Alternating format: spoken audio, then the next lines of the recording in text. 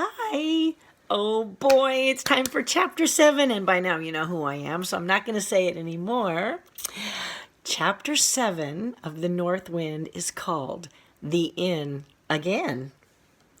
As before, the innkeeper's wife answered the door. Before she could tell Hans that there was no wood to chop this time, Hans said, "Good evening, mistress. I've come to stay if you have room for me. This time I can pay for my food and lodgings." He opened his fist to show her several gold and silver coins.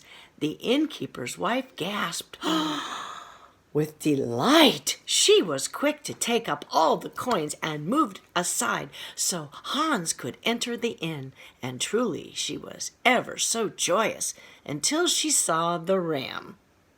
"Oh, no," she exclaimed. "That smelly old ram must stay outside with the other animals." Hans had to think fast. I must have the ram inside with me. He's a pet, you see, and my mother would be so sad if anything should happen to him."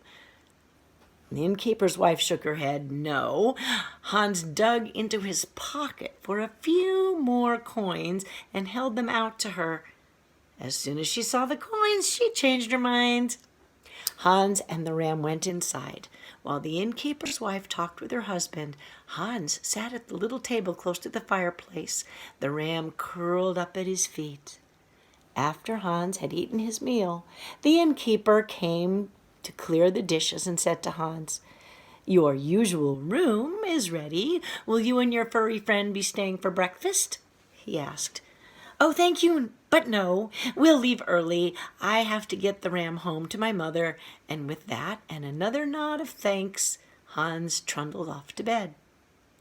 When Hans was safely out of sight, the innkeeper's wife said to her husband, "There's something about that ram. Did you see how he kept it close to him all the time? He even gave me extra money to have it stay in the room with him." "Pish-tosh, wife. What can you be thinking this time?" he asked. "Pish-tosh yourself, husband. I am thinking that we should trade one of our rams for his." "You're smart. And so we will figure out what makes his ram so special." "We will not bother the boy," said the innkeeper. "Let him sleep this one night in peace." But you and I know that the innkeeper and his wife did go to the boy's room late that night. They had one of their rams in from the barn with them. The innkeeper opened the boy's door. Hans was sound asleep. Just as he was about to close the door, his wife tiptoed into the room with their ram. The innkeeper whispered, "What are you doing?" "You know what I'm doing," his wife whispered back. "I'm getting our new ram." In one fast and silent motion, she pulled the boy's magic ram out of the room and shoved her ordinary ram into it. The innkeeper closed the old door so carefully that it didn't even make the slightest creak. Before the sun was even up, Hans was awake and on his way home. He had a warm fire set in the wood stove when his mother came into the kitchen. The sight of the ram standing beside the coat rack startled her into wide-eyed silence. "Hans, I hope you have a good reason for bringing that ram into the kitchen," she said. "He's not just any old ram, Mother," Hans said. "He's a magic ram that Mr. North Wind gave me." "He looks like an ordinary ram to me." Hans smiled. "Yes, of course he does. If he looked magic, everyone would know, and that would ruin everything.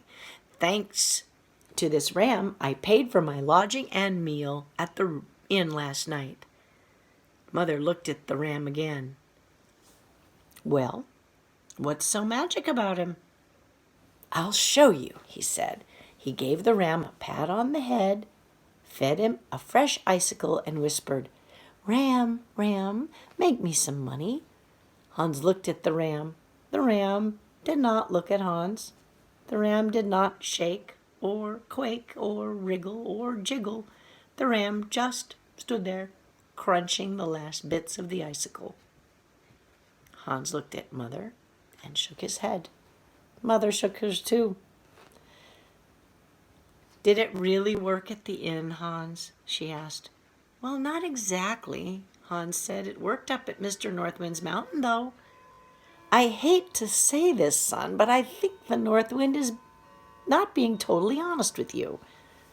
Or maybe the ram is homesick for the Misty Mountains, Hans offered. Maybe, said Mother. After a look at the ram, Hans said, maybe I should go back to the North Wind. Oh, no maybe about it. I will use the last of our flour to make one more roll for you to take with you, Hans, Mother said. Thank you, said Hans.